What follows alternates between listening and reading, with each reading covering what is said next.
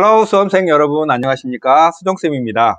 자, 오늘은 숭실대 가지고 왔는데요. 숭실대는 이상하게 저는 약간 관심에서 없는 대학입니다. 이유가 왜냐하면 수능 다음날 시험 보는데 그날 시험 보는 대학이 엄청 많아요. 서강대, 건국대 이런 대학들이 많아서 거기에 치여서 숭실대 문의를 하는 학생은 많지는 않았던 것 같아요. 보실까요? 숭실대는 올해 약간의 변화가 있는데요. 최저학력 기준이 자연계열 기준으로 보시면 2개 합 7에 과학 2개 평균인데요. 올해는 2개 합 5에 과학 한 과목만, 과학을 반영한다면 상위 한 과목만 반영하는 2개 합 7에서 2개 합 5로 낮춰졌으니까 약간 세진 거죠. 2개 합 5인 대학이 이화여대, 건대, 동국대 이런 데가 있다면 숭실대는 약간 최저가 그들의 대학하고 같지만 높다고 판단을 해야 되겠죠. 그래서 숭실대는 최저를 맞추는 게 더 논술의 중요한 포인트가 됐다라고 생각하면 되겠고, 어떤 분들이 이렇게 물어요. 2개 보면 숭실대 정시로 가겠습니다 이렇게 말씀하시는데, 물론 전 과목이 2등급, 3등급 이렇게 나오면 숭실대 논술을 쓸 필요가 없겠고, 보통 이런 경우에는 수학하고 다른 과목을 2개 합 5를 겨우 맞추고 다른 과목은 점수가 좀 낮아서 정시로 숭실대를 못 쓰는 학생들이 숭실대를 쓴다라고 생각하면 되겠죠. 자, 논술의 기본사항은 숭실대는 논술에서의 교과 반영 비율이 가장 높은 대학이에요. 논술 60에 교과 40인데 그런데도 불구하고 40%가 실질적으로 40%를 반영하는 건 아니에요. 여기 보이는 수치 자체를 믿으면 안 되고 등급 간의 점수차가 얼마인지를 확인해야 진짜의 반영 비율을 알 수 있는 거고요. 수능 최저는 아까 말씀드렸듯이 2개 합 5로 세졌다. 자연계열은 미적 또는 기하랑 과학을 필수로 응시하셔야 되고요. 자연계열만의 모집 단위는 148명 정도 됩니다. 교과 반영 비율이 가장 높은 대학이라고 했으니까 어떻게 반영하는지 볼까요? 국어, 영어, 수학, 과학 전 과목을 자연계열은 반영하고요. 또 특이하게도 수학의 반영 비율이 더 높아요.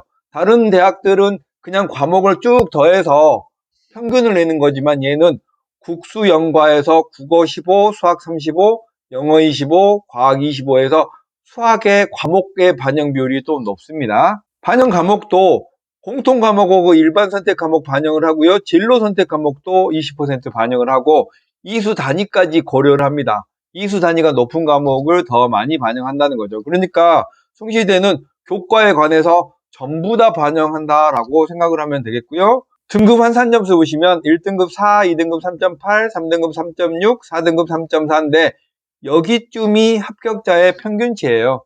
그리고 5등급 3.2니까 예를 들어서 전형 총점이 100점이라면 내신이 40점이었잖아요. 그러면 5등급인 사람은 32점을 맞는 거고 4등급인 사람은 34점을 맞는 거니까 여기 점수차는 2점이에요.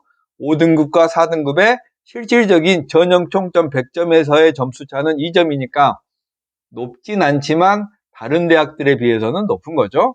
그렇지만 여기 최저를 맞출 수 있고 수학이 어느 정도 된다면 내신 때문에 숭실대를 지원 안 할 이유는 없겠죠. 수리논술 시험은 11월 19일 날 수능 다음날 바로 봅니다. 시험 범위는 수학 1, 2의 미적분이니까 확통하고 기하를 빠졌죠. 대개 수험생이 준비하기 좋겠네요. 고사 시간은 100분이고요. 대문항은 4개인데 각 소문항은 작년에는 소문항이 각 문항당 3개 정도 있었는데 올해는 2개인 문제도 있고 소문항이 없는 문제도 있어서 숭실대도 100분 동안 문제를 푸는데 시간이 허덕허덕 되는 대학교는 아니에요. 충분하게 생각을 할 시간이 있는 대학이고요. 제시문은 간단하게 고교 과정의 공식이나 이론을 2-3줄 이내에 짤막하게 설명을 하고 소문항 간의 연계는 없어요. 소문항 사이에 깊은 연관관계가 있는 문제는 별로 없고 그냥 독립된 느낌의 문제.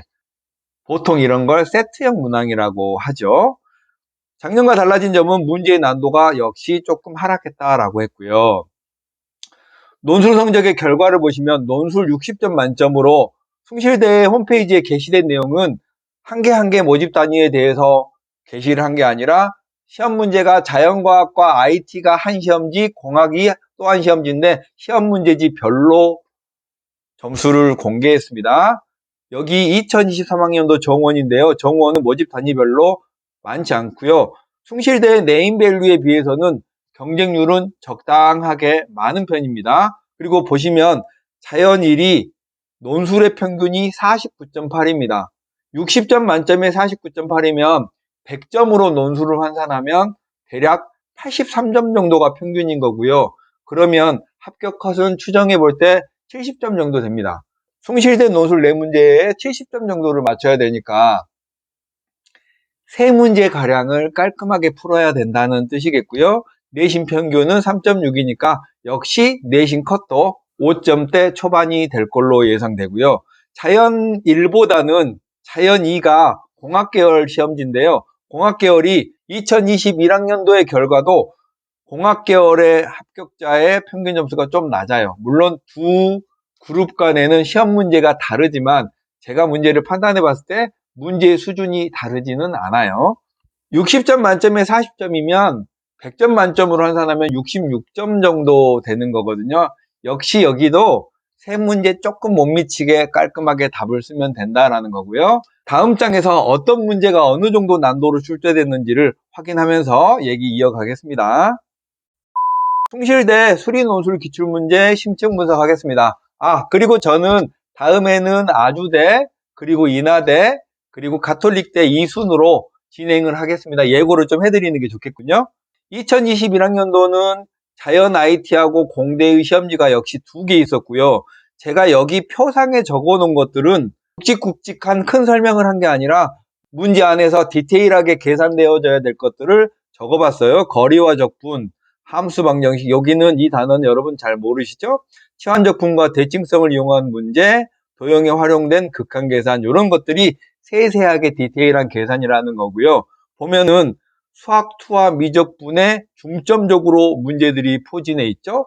4문제면 배점이 1번, 2번, 3번, 4번이 1번이 25점, 2번이 25점, 3번이 20점, 4번이 30점이면 여러분이 보시기엔 몇 번이 제일 어려운 문제 같아요? 네, 맞습니다. 4번이 가장 어려운 문제예요.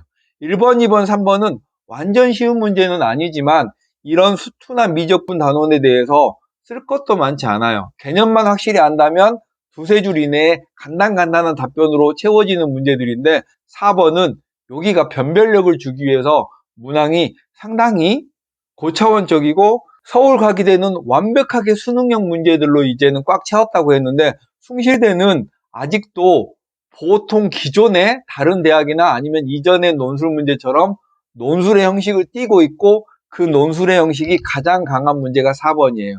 논술의 형식은 뭐냐면 소문항이 긴밀하게 연결되어져 있고 마지막 소문항이 문제의 결론이어서 마지막 문제를 풀기 위한 과정들을 제시해 주고 있고 또 문제의 형식적인 측면에서도 함수를 만들고 최대 최소를 구하고 극한을 구하고 하는 이런 상위권 대학들의 형식을 2, 4번에서 갖추고 있습니다. 여기는 그냥 빵점 방지용으로 만들어 놓은 듯한 느낌이 들어요. 올해 2022학년도에는 수학원은 직접적인 출제보다는 제시문에 있었고요. 이런 삼각함수나 이런 녀석들이 디테일하게 문제의 일부에 풀이 과정으로 참여하고 있어서 제가 썼고요. 수학2는 올해 출제하지 않았고 미적분까지만 열심히 출제했습니다. 그래서 결론은 숭실대는 수투와 미적분에 걸쳐서 미분적분의 개념이 좀 탄탄하고 미적분에 강점이 있는 학생이 응시하시면 합격 확률이 높겠죠. 말씀드린 걸 한 번 더 정리하면 작년과 변한 점은 소문항의 개수가 살짝 줄었고요. 삼각함수, 연속성, 미분 가능성, 최대 최소 정적분 등이 빈출되는 단원이고요. 논술의 형식을 갖추고 있는 조금 난도 있는 문제가 문제 3번, 4번 정도인데 4번이 좀 더 그렇고요. 특히 공대의 시험에는 미적분에 완전 최적화된 문제나 기하학적인 도형을 해석해내는 문제들이 많이 출제됩니다. 마지막 마무리로 숭실대 논술 준비는 작년에 최저가 2합7에서 2합5로 강화됐으니까 숭실대는 최저를 맞춘 학생의 비율이 더 떨어질 겁니다. 최저가 거의 대부분의 학생들을 탈락시킬 거고요. 논술 난도는 1, 2, 3, 4번으로 가면서 점점 어려워지는 논술의 구조를 가지고 있고요. 그래서 숭실대는 논술 준비를 좀 해보면서 연습을 하시는 게 도움이 될 것 같습니다. 마지막으로 드리고 싶은 말씀은 제가 논술의 난도가 이랬니 저랬니 어려웠니 쉬웠니 이렇게 아무리 말해줘도 여러분이 시험지를 한번 열어보고 직접 문제를 풀어보는 거에 비할 수 없죠. 그래서 여러분은 준비가 되는 대로 논술 공부를 하면서 하반기쯤 되면 실제로의 기출문제를 시험의 형식을 맞춰서 풀어보셔야 여러분의 살이 되는 거예요. 이런 논술 정보 유튜브는 가벼운 마음으로 듣는 거고, 들었으면 그걸 실행해야지 여러분께 되는 거예요. 네, 오늘 숭실대는 이렇게 마치겠습니다. 안녕!